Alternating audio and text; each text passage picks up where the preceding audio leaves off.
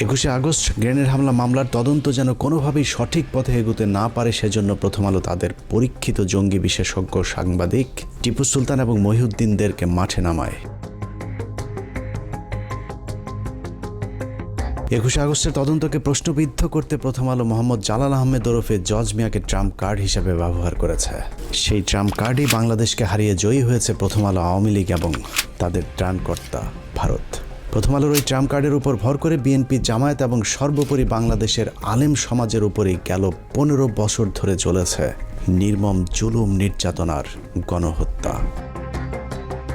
একটা গণমাধ্যম চাইলে কত ধ্বংসযজ্ঞ চালাতে পারে তার নিকৃষ্ট উদাহরণ 21শে আগস্টের গ্রেনেড হামলা নিয়ে প্রথম আলো যে খেলা করেছে সেটি। নিষ্ঠুর সেই খেলায় 19 জন নিষ্পাপ মানুষের ফাঁসি, 19 জনের যাবজ্জীবন। তৎকালীন স্বরাষ্ট্র প্রতিমন্ত্রী লুৎফুজ্জামান বাবর, তারেক রহমান, আব্দুস সালাম পিন্টু সহ গোয়েন্দা কর্মকর্তা মেজর জেনারেল রেজ্জাকুল হায়দার এবং মেজর জেনারেল আব্দুর রহিমকে নির্মম নির্যাতন করা হয়েছে। এর মধ্যে মেজর জেনারেল আব্দুর রহিমকে জেলখানায় হত্যার অভিযোগ করেছে তার পরিবার।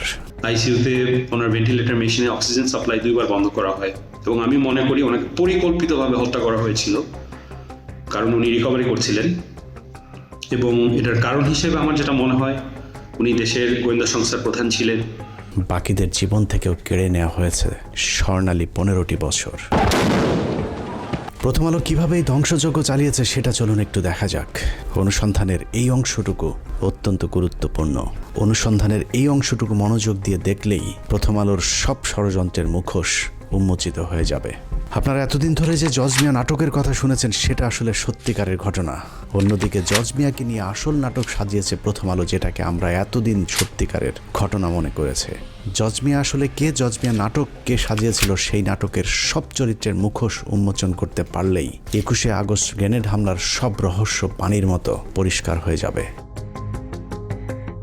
আমাদের প্রায় 6 মাসের অনুসন্ধানে বিভিন্ন রাজনীতিবিদ, প্রশাসন, সেনা, পুলিশ, গোয়েন্দা সংস্থার বর্তমান এবং তৎকালীন সময়কার যে কজনের সাথে কথা হয়েছে সকলে একটি বিষয়ে একমত, 21শে আগস্ট গ্রেনেড হামলার মাস্টার মাইন্ড ভারতীয় গোয়েন্দা সংস্থা র, এবং তাদের হামলার মূল উদ্দেশ্য ছিল বিএনপিকে জঙ্গি দল এবং বাংলাদেশকে জঙ্গি রাষ্ট্র হিসাবে পৃথিবীর কাছে তুলে ধরা। আর আওয়ামী লীগের উদ্দেশ্য ছিল দেশকে অস্থিতিশীল করে তারপর সরকারের পতন ঘটিয়ে ক্ষমতায় যাওয়া।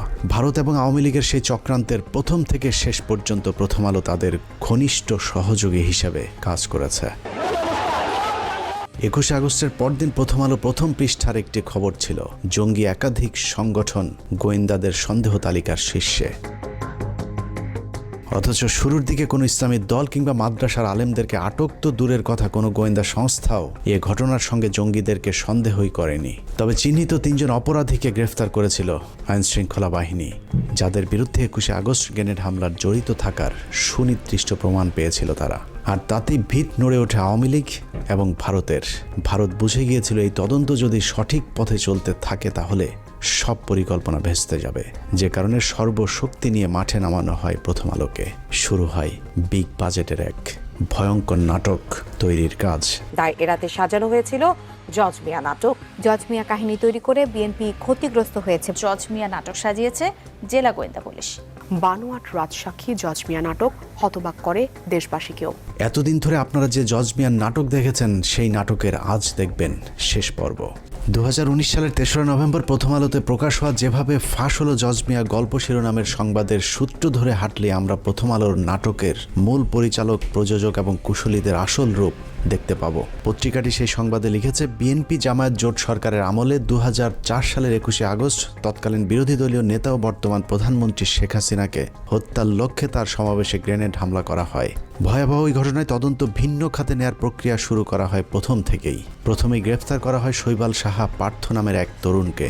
কদিন পর মগবাজার এলাকায় সাবেক ওয়ার্ড কাউন্সিলর ও আওয়ামী লীগ নেতা মোখলেসুর রহমানকে। তাদের ফাঁসাতে না পেরে পরের বছর 2005 সালের 9 জুন নোয়াখালীর সেনবাগ থেকে ধরে আনা হয় জজ মিয়া নামের আরেক যুবককে। স্বীকারোক্তিতে জজ মিয়া বলেছিলেন তিনি আগে কখনো গ্রেনেড দেখেননি, গ্রেনেড ও বোমার মধ্যে পার্থক্য কি সেটাও তিনি জানেন না। 5,000 টাকার বিনিময়ে বড় ভাইদের নির্দেশে তিনি অন্যদের সঙ্গে গ্রেনেড হামলায় অংশ নেন। ওই বড় ভাইরা হচ্ছেন শীর্ষ সন্ত্রাসী সুব্রত বাইন, জয়, মোল্লা মাসুদ, মুকুল প্রমুখ। এতক্ষণ পত্রিকার যে লাইনগুলো পড়লাম সেটা প্রথম আলোর বিশ্বাস হয়নি। কেন বিশ্বাস হয়নি সেটা পরে যাচ্ছে, কিন্তু প্রথম আলোর বিশ্বাস না হওয়াতে পত্রিকাটি কি করেছিল সেটা একটু দেখে আসি চলুন। ওই সংবাদের পরের অংশে প্রথম আলো লিখেছে, এই জবানবন্দি বিশ্বাসযোগ্যতা নিয়ে প্রশ্ন তুলে 29শে জুন প্রথম আলোয় দুটি সংবাদ ছাপা হয়। একটির শিরোনাম ছিল এই গল্পের গাঁথুনি দুর্বল, স্বীকারোক্তিতে স্বাদ অসঙ্গতি। অপরটি শিরোনাম সেই জজ মিয়া তারকা সন্ত্রাসী। সঙ্গে ছাপানো হয়েছিল শিশির ভট্টাচার্যের সেই বিখ্যাত কার্টুন। আষাঢ় মাস জমেছে, আষাঢ়ে গল্পের আসর। তবে সিআইডি সাজানো ছকেই তদন্ত এগিয়ে নিয়ে যেতে থাকে। 2006 সালের আগস্টে এই নাটকের পেছনের ঘটনা ফাঁস করে দেয় জজ মিয়ার ছোট বোন খুরশেদা বেগম। তিনি প্রথম আলোকে বলেন, জজ মিয়াকে গ্রেপ্তারের পর থেকে সিআইডি তার পরিবারকে মাসে মাসে ভরণ পোষণে টাকা দিয়ে এসেছে। জজ মিয়াকে গ্রেনেড হামলা মামলায় রাজসাক্ষী করতে সিআইডির প্রস্তাবের কথাও ফাঁস করে দেন তিনি। 2006 সালের 21শে আগস্ট প্রথম আলোয় জজ মিয়ার পরিবারকে টাকা দেয় সিআইডি শিরোনামে শীর্ষ প্রতিবেদন ছাপা হয়। এরপর জোট সরকার আর জজ মিয়া গল্প নিয়ে এগোতে পারেনি। প্রথম আলোর এই সংবাদটির তথ্যানুযায়ী 2005 সালের 9 জুন মোহাম্মদ জালাল আহমেদ ওরফে জজ মিয়া আটকের পর মোট 3টি সংবাদ ছাপা হয়। প্রথমটি এই গল্পের গাঁথুনি দুর্বল, স্বীকারোক্তিতে স্বাদ অসঙ্গতি। দ্বিতীয়টি জজ মিয়া তারকা সন্ত্রাসী। এবং তারপরে সিআইডি একই পথে তদন্ত চালিয়ে গেলে 2006 সালের 21শে আগস্ট প্রথম আলো জজ মিয়ার পরিবারকে টাকা দেয় সিআইডি শিরোনামে তৃতীয় সংবাদটি প্রচার করেন। প্রথম আলোর সরল স্বীকারোক্তি, এই 3 সংবাদ প্রচারের পর জোট সরকার আর জজ মিয়া গল্প নিয়ে এগোতে পারেনি। অর্থাৎ প্রথম আলো নিজেই স্বীকার করেছে তাদের কারণে জোট সরকার সেই তদন্ত আর এগিয়ে নিয়ে যেতে পারেনি। অনুসন্ধানের এতটুকু করে থেমে গেলে আপনার মনে হবে প্রথম আলোর অনুসন্ধানী সাংবাদিকতার কারণেই পুলিশ আর জজ মিয়াকে নিয়ে তাদের নাটক পরিপূর্ণ করতে পারেনি। কিন্তু ঘটনাটা পুরোই উল্টো। নাটকটা আসলে তৎকালীন বিএনপি জামায়াত জোট সরকার করেনি। নাটকটা করেছিল প্রথম আলোর মতিউর রহমান এবং তার গুজব বাহিনী। জজ মিয়ার ব্যাপারে অনুসন্ধানে নেমে প্রথমেই আমরা খুঁজে বের করি সিআইডি তৎকালীন বিশেষ পুলিশ সুপার রুহুল আমিনকে। 21শে আগস্ট গ্রেনেড হামলার এই মামলার সাথে আপনি সম্পৃক্ত ছিলেন। আমার একটা জিজ্ঞাসা ছিল যে এই মামলাতে এই যে জজ মিয়া যে নাটকটা বলা হয়েছিল ওই সময়ে, যে জজ মিয়া নাটক, এই জজ মিয়া নাটকটা আসলে আপনারা কেন সাজালেন? এটা কেন করতে হলো? এটা শুরু করলো প্রথম আলো, কি জানি নাম সুন্দর মতো কি সাংবাদিক, বুঝছেন, টিপু সুলতান টাকা দেয়, এটা করে সেটা করে, টাকা দেয়, মান্থলি দেয়, এটা দিয়ে শুরু করলো। প্রথম আলো যেরকম মিথ্যা শিরোনাম দিয়ে সংবাদ ছাপায়, এরকম পুলিশের বিরুদ্ধে নিরীহ মানুষকে ফাঁসানোর অভিযোগও কম নয়। সে কারণেই আমরা রুহুল আমিনের কথা বিশ্বাস না করে নিজেদের মতো করে অনুসন্ধান শুরু করি। তবে আমাদের সন্দেহের তীরটা শুরু থেকেই ছিল প্রথম আলোর দিকে। প্রথম আলোর বিগ বাজেটের নাটকের প্রথম স্ক্রিপ্ট লেখা হয় 2005 সালে জজ মিয়া আটকের 20 দিন পর 29শে জুন। প্রথম আলোর সেই জজ মিয়া তারকা সন্ত্রাসী শিরোনামের সংবাদে কারো কোনো উদ্ধৃতি না দিয়ে পত্রিকাটি মন গড়াভাবে লিখেছে, গ্রেনেড কি জিনিস জীবনেও দেখেননি জজ মিয়া। ম্যাজিস্ট্রেটের কাছে স্বীকারোক্তিমূলক জবানবন্দি দিতে গিয়ে নিজেই বলেছেন, বোমা ও গ্রেনেডের মধ্যে পার্থক্য কি তিনি জানেন না। থানা পুলিশ বলেছে জজ মিয়া নিরপরাধ মানুষ, তার নামে থানায় কোনো মামলা নেই। প্রথম আলো ঘোষিত জীবনে কোনোদিন গ্রেনেড না দেখা নিরীহ নিষ্পাপ মামলা মোকদ্দমা মুক্ত জজ মিয়া সম্পর্কে আমাদের অনুসন্ধানে অন্তত 5টি মামলার সন্ধান পেয়েছি আমরা। সূত্রাপুর থানায় ছিনতাইয়ের ঘটনায় অস্ত্র বিস্ফোরক দ্রব্য আইনের মামলায় 7 বছর সশ্রম সাজা হয়েছিল জজ মিয়ার।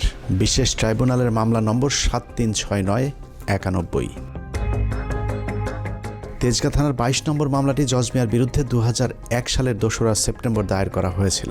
সেই মামলায় 385, 324, 326 এবং 307 ধারার মতো ভয়ঙ্কর সব অভিযোগ আনা হয়েছিল প্রথম আলোর নিরীহ নিষ্পাপ জজ মিয়ার বিরুদ্ধে।